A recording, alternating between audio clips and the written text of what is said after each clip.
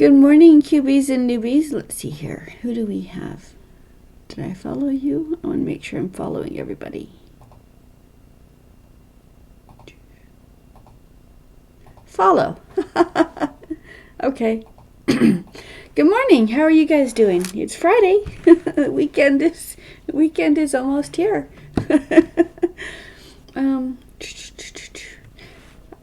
Good morning, cubies and newbies. I am Sunshine. I'm the creator of the ABCube method for solving Rubik's cubes, and I'm here to play with my cubes. Excuse me, I almost sneezed. During the weekday mornings, I usually just go through the method step by step, and then I play on Friday evenings and Saturdays with whoever wants to play with me. A and B. A is 4 moves, B is 8 moves. That's all you need to solve every n by n cube. You don't need to memorize dozens to hundreds of algorithms and figure out which one does which and what to do in which order, because so you don't mess up other things. Formula A always brings a piece to the top. Formula B always moves 3 pieces around, and that's all you need to solve a Rubik's cube. A is 4 moves, bottom row, right column. Or if you want to do boxes, if you want to affect the middle piece, it's middle row, middle column. And B is everything else. If you use the top row 2 columns, these outer columns, it moves the corners. Outer and inner column, it moves the edges. And 2 inner columns, and it moves the centers around. And that's all you ever need to do, because there's always 3 or more pieces to move on every layer. The layer is, for example, the corner can only be on the corner spot. An edge piece can only be in an edge spot. An edge piece that's next to the corner can always only be in an edge piece next to the corner. So it could be here or here or here or here. So anytime, there's always 3 or more. If anytime it looks like there's 2, we call a parity. Parities are lies. We can undo them with a single quarter turn, like that. Just a single quarter turn of whatever row touches the parity, and the parity dissolves. So all you need is A and B. This is not the fastest. This is not the shortest moves. But since it works on every type Rubik's Cube, I'm comparing it against things that work on large cubes, and this is the simplest that's out there and the easiest to remember, because it's just A, just B. You don't have to memorize, well, let's see, these 2 columns does this thing. You just pick a piece that you want to move, and the piece itself dictates what the columns are. So this is blue, so I move blue to the top. The first line is to line up something to bring down. I don't want to bring that orange down, so I'm going to work on the orange instead. Just pick that piece. Okay, it's in the front. It's on the front. It's going to the top. Hold it so that, rotate it so that's advantageous. So I'm going to bring this red down, and oh, look at that! This green can replace with that yellow, this blue can replace with this yellow, this blue can, I can treat all 4 of these as if they were one piece. So I've lined it up. There's my up, slide to a different column. There's my second up, reverse down, reverse down. And again, it's just as 2 columns, 1 row, 2 columns. Here's a green. Just pick a piece that is not correct, throw it in the direction it wants to be. Okay, up, slide to a different column. Now, because it's a diagonal piece, if I slide this way, it's the same column, so that doesn't work for me. So slide it diagonal to a second column up, which puts it to the back. Reverse, and since my edges are done, they remind me which row I'm on, so I don't get confused and go the wrong direction. So down, up, down, down, set the top and keep going. Here's some reds. Here's a red. Okay, so that's going to move twice. So let's line it up. We'll bring down these 2 oranges. So we go up, slide to a different column, second up, reverse, down, reverse, down. Set the top if needed, and keep going. Let's follow these over here.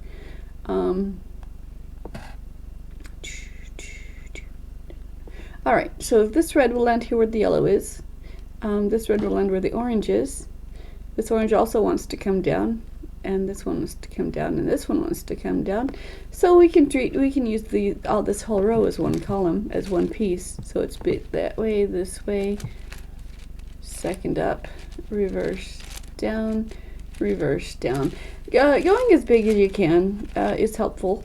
Sometimes is helpful, but single pieces placed individually works as well. So here's a blue, or here's that's a diagonal. Let me demonstrate this green. Okay, rotate it so the green's on top. It's going to land right there. That's how advantageous. This one will also swap, and this one will also swap, and this one will also swap. So I'm going to treat these four like one piece. So I go up, slide to a different column, second up, reverse, down, reverse, down. La la la. Okay, here's some red. Here's a red piece. A red piece. Red's on top. Both of these can go up. So up, slide, up, reverse, down, reverse, down. Set the top and keep going. And it's lather, rinse, repeat. It's all the same thing. Most people, the standard way of doing it is do the centers first and then work outward. The reason why that's standard is because it's what we did when the cube first came out. It's what we learned to do. And since everyone else has learned from someone who's already learned to someone who's already learned, that's carried on. But in the centerpiece is one piece that does not move individually, so it doesn't ever turn. When you created the 4x4, that became a non-issue because you could have the centers lined up incorrectly and not know it until you start working on the edges. But every cube has 8 corners, and so I treat every cube the exact same way. I start with the corners, and then this one's done. I add the center and the edges, then this one's done, and then the opposite center, and then the diagonal edges, and then this one's done, and all the other edges, and this one's done. It's the same way for every single cube. Really quickly, what A and B actually do, if you apply it to the absolute center, then this is the row you're using, this is the column that you're using. So out, down, in, up, and it gives you boxes. Anything you do to the cube enough times without rotating, and you'll go back to start. So it rotates the top, front, right pieces that way. If you use the the bottom row and the right column, because I'm right-handed, so that's how I wrote it, out, down, in, up, and it brings a piece to the top. Out, down, and up, and it twists it as it does so.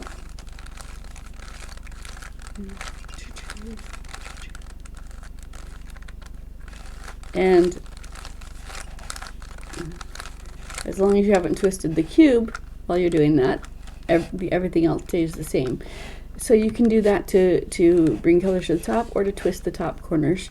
It'll always be done. If you do it in multiple of 6, it doesn't mess up what's gone before.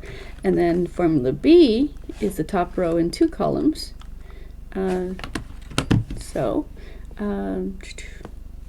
Top row, 2 columns. Slide up, slide up, slide down, and it moved 3 cubes around. And formula B is always only ever going to move 3 cubes around. And so that's all you need to do. If it ever looks like there's 2 cubes, it's called a parity. and it's a lie. The center is a quarter turn off. Move the center a quarter turn off that touches that parity, and the parity dissolves. And so this is all you need to know. Da, da, da, da, da. Good morning. Let's see. Am I following anybody? I just recently learned how to follow. I'm not very smart with the technical stuff. So yeah, formula A, formula B solves every cube. With a small adaptation, it will also solve some of the banded cubes. I don't know. The only banded cube I have is the Whittington 3x3x9, and it'll solve that with a minor adaptation. The only adaptation is where the outsides don't flow evenly. Instead of going left and right for each turn, I go 2 for every horizontal move, and that way I can work on the 9 by side of the 3x3x9, and it solves.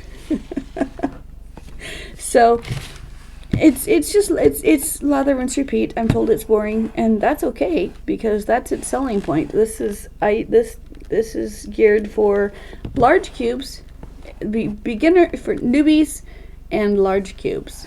Well, every cube is geared for every cube, but there's only 2 formulas. So, for example, if I pick a cube that's wrong, aim it in the direction it wants to go. Right now, this will land right here, and that's green, so it's not advantageous. So I can bring down the yellow or other greens. So we'll line up the yellow. So that's the first horizontal row is this one. You're looking at the front as if it's a spreadsheet with rows and columns. And top row, B is top row and 2 columns. Now you don't have to memorize which 2 columns do which. You just let the cube dictate. So this cube is lined up. That's the first horizontal move. Then I move it up, move it into a different column. This is the same column, so it has to go this way.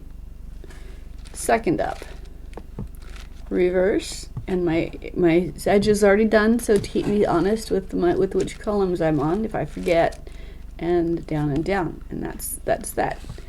2, 2, 2, 2, 2. Here's okay.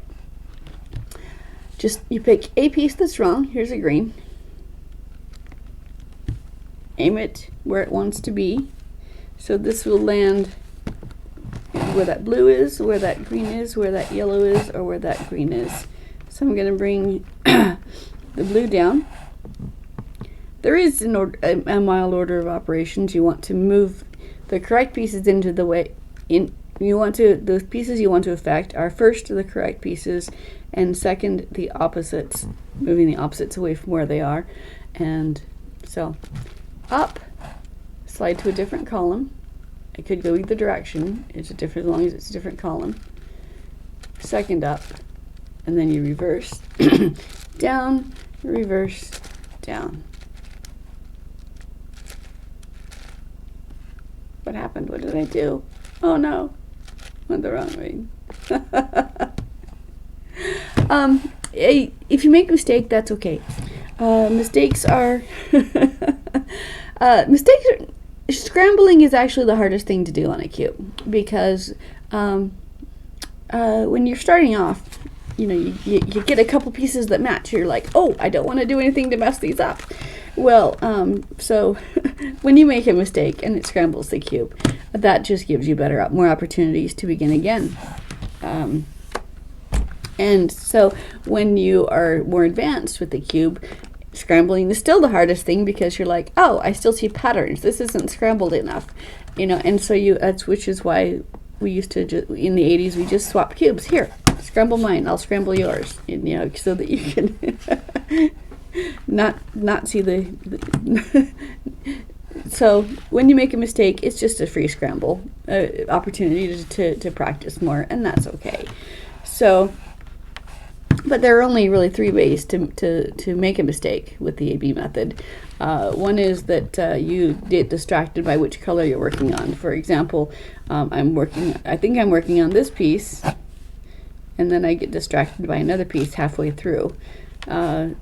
or I think I'm on the corner, but the edges distract me. If you focus on one piece and one piece at a time, and that's the one way you can make a mistake. The other way you can make a mistake is by rotating the cube instead of a single row. And when you rotate the cube, then the bottom can be altered. But if you keep the cube stable, then you're only moving the 3 pieces that you want to be moving at a time. And then, of course, you can drop it halfway through and not know where you were. But other than that, A and B does what they say they do. And you lather, rinse, repeat. You pick a piece, you throw it in the direction it wants to be, and you keep going for as long as there's a wrong piece. My order of operations is usually corners first because, like I said, I treat all cubes the same, and then the edges because that's the next thing that solves a cube, and that lines up the cage, which helps keep me straight on which pieces I'm moving on the center. So this red piece will land here where this yellow piece is. This orange piece can also come down, and this one can come down. So I'm going to treat these 3 like one. So I go up, slide, up, reverse, down, reverse, down, and set the top and keep going. How are we doing this morning? You guys have any questions, comments? Want to tell me your favorites? Want to tell me what your plans are for this weekend? Do you have anything fun to do? Okay. Hi, Anastasia USA. Thank you for following me. Batwoman. Hi. I'm sorry. Thank you for joining me. I'm following you. I'm getting confused.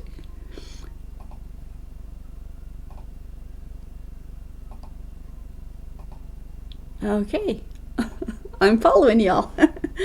I'm still new to Twitch. This is the method my kids told me. This is how you meet your people. Just go live and start doing what you love to do, and the people who love it too will find you. So if you've just joined me, and if you don't know who I am Sunshine, aka Sandra Workman. I'm the creator of the ABCube method for solving Rubik's Cube. You can find me at ABCube how, abcube.how. That's a typo. That comma is supposed to be a period, a dot, but we all know that. Sorry, I have to redo that. I also have a YouTube. I also have I Twitch here every day except for Sundays. And check out my bio. I am I am also listed. I'm also listed on Wikipedia on the Professor's Cube page as a method for solving the 5x5, the Professor's Cube. It works on the ABCube method works on every size cube. So who else? Someone just joined me.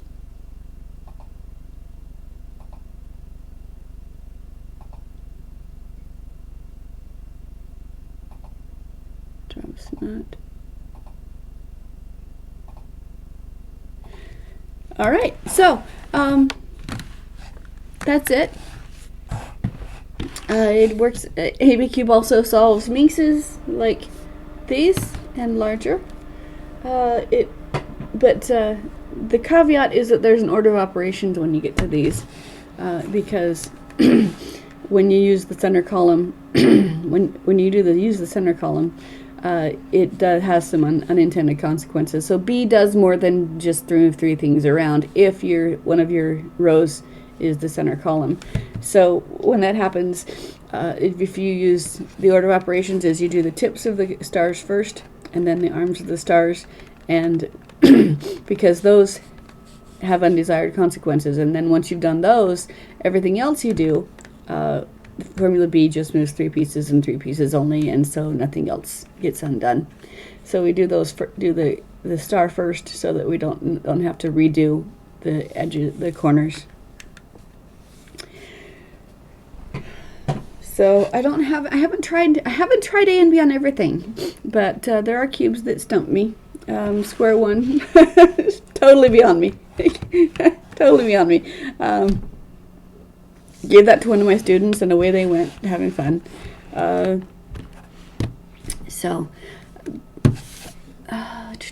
So thank you for joining me. It's been fun. I will be back here this evening. If anyone wants to, I am signed up to incorporate teaching in real time on Zoom. I just video capture from my Twitch, and that way I can see your cubes and you can see my cubes, and we can. Teaching is a lot funner for me. The teaching is the funnest part for me. So if you have non-cuber friends who don't want to spend the months and the hours and months memorizing all of the different algorithms and trying to get faster and faster, if they're like, look, I'm not smart, just tell me the secret. Just tell me the secret for solving the Rubik's Cubes so I can solve it. This is it. This is the secret. Everybody using just A and B can solve every size Rubik's Cube. And when I teach, it takes me between an hour and a half and 2 hours. In real life, I have 1 hour sessions. And first hour I teach the corners, spend like 3 minutes showing how B works on other things as well. Hand them a cube, they come back in a week, and they've if they have they have a question, which I then answer and then explain parodies, and that's it. At the end of those 2 sessions, they can pick up any cube and know that they can put it down solved. Because I've demystified it. I've demystified it from the early 80s when it first came out. If you could solve the cube, it's like, wow, you must be a genius. No, I can't do that. It's too hard. Well, it's not. It's not too hard. And in the 80s, this is the method that I used, because this was the method that was for sale at my 7-Eleven. Other books were on sale at other 7-Elevens. I bought the book, memorized it, and then started teaching people in junior high and high school. But this method, I did create it. It took me 5 to 10 years, depending on whether you're talking about on how we're defining things. Yeah, check me out on YouTube if you have not already. The links are in the bio. And I'll be back this evening. I hope you guys join me. Let's see, is anyone else? Alrighty. If you're not following me, that would be lovely. I'd appreciate it. If you are, you'll get a notification when I'm live, and I will bring me your questions, bring me your non-cuber friends, and let's have some fun. So I will see you guys. I'll be back this afternoon. Hopefully you guys will as well. Bye.